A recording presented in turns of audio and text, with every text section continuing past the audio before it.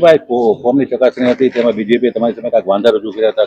કેવા પ્રકારે વાંધા હતા, શું હકીકત છે?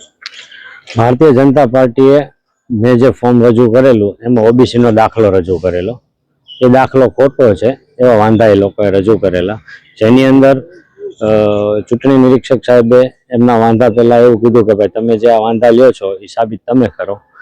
જે વસ્તુ માટે થઈને શહેર પ્રમુખ એમના મહામંત્રીને આવવું પડ્યું, તાત્કાલિક દોડી આવ્યા. તે ઉપરાંત તેમની લીગલની આખી ટીમ અહીંયા હાજર રહી. તેમ છતાંય તે જે દાખલો હતો એ સાચો હતો, જેની ખરાઈ કરી અને મારું ફોર્મ જે ભરવામાં આવેલું પિછલા વોર્ડ 6 નંબરના વોર્ડમાંથી તે મંજૂર કરવામાં આવેલ છે.